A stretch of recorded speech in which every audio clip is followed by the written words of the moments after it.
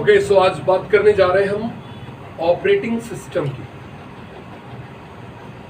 अब ये operating system होता क्या है इसकी बात करें। सिंपल में तो आप इतना एक लाइन में समझ सकते हो कि ऑपरेटिंग सिस्टम मीन्स हमारे सिस्टम को ऑपरेट करने वाला एक सिस्टम। सॉफ्टवेयर का सबसे बड़ा उदाहरण है ऑपरेटिंग सिस्टम। अब ये सिस्टम सॉफ्टवेयर क्या है? तो हमारे कंप्यूटर में सॉफ्टवेयर और वो सॉफ्टवेयर जो हमारे कंप्यूटर सिस्टम की पूरी देखरेख करता है उसी को हम सिस्टम सॉफ्टवेयर कहते हैं। तो अभी बात की गई कि the operating system are most important. बहुत ही महत्वपूर्ण होता है हमारा ऑपरेटिंग सिस्टम एक कंप्यूटर सिस्टम के लिए। इससे महत्वपूर्ण कुछ भी नहीं है। अभी मैंने बताया आपको कि इससे महत्वपूर्ण कुछ भी नहीं है। अगर आप अपने कंप्यूटर सिस्टम को रन कराना चाहते हो, चलाना चाहते हो, तो आपके पास सबसे मेन कि आपके पास क्या होना चाहिए? एक ऑपरेटिंग सिस्टम होना चाहिए। दूसरी बात आती है कि ऑपरेटिंग सिस्टम का कार्य क्या है, व्हाट इज द वर्क। तो ऑपरेटिंग सिस्टम का कोई एक काम नहीं है,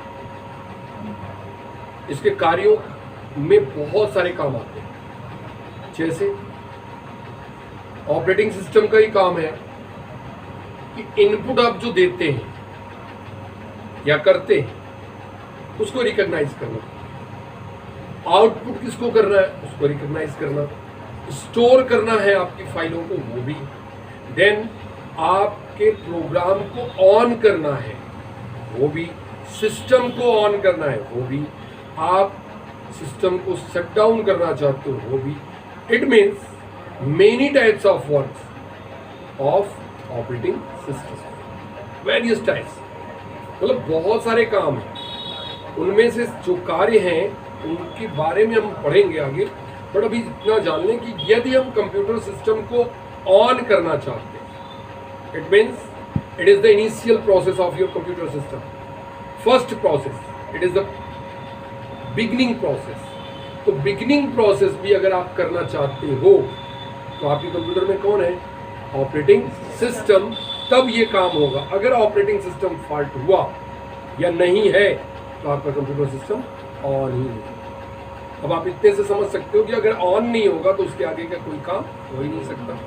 क्लियर हो रही है? बाकी बात आती है कि ऑपरेटिंग सिस्टम्स दो प्रकार, टू टाइप्स मेनली। एक हमारा होता है सिंगल यूजर ऑपरेटिंग सिस्टम, दूसरा होता है मल्टी यूजर ऑपरेटिंग सिस्टम। देखो आप समझ लेना इस बात को कि ऑपरेटिंग सिस्टम दोनों हैं, एक सिंगल यूजर और दूसरा वाला multiple user. So what is the difference between both? ये सिंगल यूजर और मल्टीपल यूजर क्या है भाई? तो सिंगल यूजर मतलब हमारे उन कंप्यूटर्स में जिन कंप्यूटर में एक बार में एक व्यक्ति काम करता है, only one person one time, तो वहां पे आपके सिंगल यूजर वाले ऑपरेटिंग सिस्टम डाले जाते हैं या रखे जाते हैं। बट मल्टीपल यूजर का मतलब क्या हो गया? इट मीन्स एक से अधिक, एक कंप्यूटर सिस्टम पे एक से अधिक जब यूजर काम करते हैं तो उस कंप्यूटर सिस्टम को हम लोग बोलते हैं मल्टी यूजर वाला कंप्यूटर सिस्टम है। और वहां पे जो ऑपरेटिंग सिस्टम डाला जाएगा वो डाला जाएगा कौन सा? Multiple user operating system. तो ऐसे में अब हमें ज्ञात होना चाहिए कि Windows, DOS, Unix, Linux, Ubuntu, ऐसे बहुत सारे ऑपरेटिंग सिस्टम्स के नाम आते हैं। ये आपको पता होना चाहिए कि हमारे सिंगल यूजर में कौन से पढ़ते हैं या यूज में आते हैं और मल्टीपल में कौन से यूज में आते हैं। सो single user and multiple user दोनों आपको फाइनल समझ में आएगा। देखो अब आपको क्लियर यहाँ पे कंफर्म हो गया कि सिंगल यूजर किसको बोलते हैं। तो क्लियर कर चुके हैं आप कि सिंगल यूजर मतलब एक कंप्यूटर पे एक बार में सिर्फ एक यूजर, क्लियर। और मल्टीपल यूजर में एक कंप्यूटर पे एक बार में कई यूजर, फाइनल। तो हमारे कंप्यूटर सिस्टम्स जो सिंगल यूजर होते हैं जिनको हम लोग माइक्रो कंप्यूटर के अंतर्गत मानते हैं, तो micro computer it means PC हमारे, पीसी यानी पर्सनल कंप्यूटर, ये सिंगल यूज़र होते हैं, इनके अलावा सिंगल यूज़र कंप्यूटर नहीं होता। तो सिंगल यूज़र में आपके जो ऑपरेटिंग सिस्टम पढ़ते हैं, उन ऑपरेटिंग सिस्टम्स में आपका एक डॉस जिसको डिस्क ऑपरेटिंग सिस्टम कहते हैं, और दूसरा विंडोज़ जिसको हम विंडोज़ के नाम से ही पुकारते हैं। ये दोनों ऑपरेटिंग सिस्टम को आप पढ़ेंगे, जानेंगे। तो ऐसे में हम बात करेंगे यहाँ पे सिर्फ ऑपरेटिंग सिस्टम की। तो ऑपरेटिंग सिस्टम आपका क्लियर हो गया, और देन सिंगल यूज़र और मल्टीपल यूज़र में आने पे अब हम सिंगल यूज़र ऑपरेटिंग सिस्टम की बात करेंगे। क्लियर? चलिए, तो अब आप देख लें ऑपरेटिंग सिस्टम के कुछ मुख्य काम बताएंगे। जैसे काम तो बहुत सारे हैं, लेकिन कुछ मुख्य काम। वो मुख्य काम क्या है? तो मुख्य कार्यों में जैसे कीबोर्ड से इनपुट जो हम देते हैं, वो कीबोर्ड से जो इनपुट दिया जाता है उसकी पहचान ऑपरेटिंग सिस्टम का। जैसे आपके सामने खाना परोसा जाता है तो आपकी माँ क्या करती है, चेक करती है कहीं कुछ पड़ा तो नहीं, ये तो मेरा बच्चा इनपुट कर लेगा। तो इनपुट जो मिल रहा है उसको कीबोर्ड से, एग्जाम्पल फॉर्म, तो ये इनपुट को पहचान कौन कर रहा है अंदर? ऑपरेटिंग सिस्टम का। दूसरा क्या कि आउटपुट को लाना, आपकी स्क्रीन पर कौन ले आ रहा है? आप ले आ रहे हैं? नहीं, कोई तो है अंदर जो आपको इनपुट के बाद स्क्रीन पर लाके दिखा भी रहा है कि देखो आपने ये दबाया, ये देखो यहाँ आ रहा है। तो कौन ले जाके वहां तक पहुंचा रहा है? Operating system. दोनों काम, इधर से लेना भी है, उधर देना भी है, यानी इनपुट और फिर आउटपुट के बीच में कौन आया?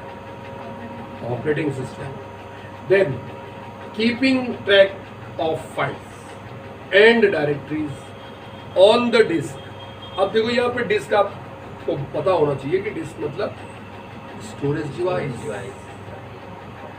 आपने पढ़ रखा है, स्टोरेज डिवाइस में डिस्क आती है और डिस्क पर डायरेक्टरी होती है और फाइल्स होती है। इनके बारे में आपको आगे मिलेंगी वीडियोस और आगे क्लासेस आपके होंगे, तो आपको पता लगेगा कि फाइल किसे कहते हैं, डायरेक्टरी किसे कहते हैं। बट अब आप यहाँ इतना ही समझ लो कि आपके कंप्यूटर सिस्टम में फाइलों को और डायरेक्टरियों को एक ट्रैक में, ट्रैक इट मीन्स रैक में स्टोर करना, व्यवस्थित तरीके से रखने का काम भी कौन करता है?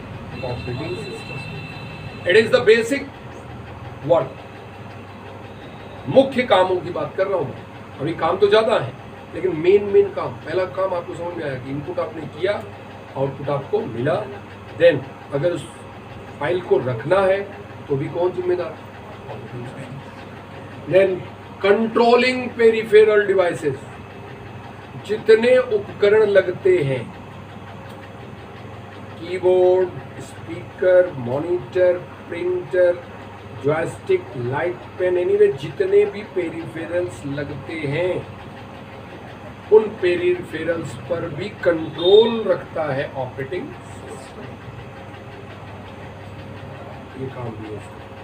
उसके साथ साथ आप डिस्क भी एक पेरिफेरल है, और डिस्क के साथ साथ आपके जितने भी उपकरण आपको बताए मैंने, वो भी पेरिफेरल्स हैं, उपकरण हैं। उन सब पे पूरी की पूरी नियंत्रित करने की बात आती है कि नियंत्रण किसका रहेगा, इसके दिशा निर्देश पे काम करेंगे ये, तो वो कौन है? Operating system. बात समझ में आ गई होगी।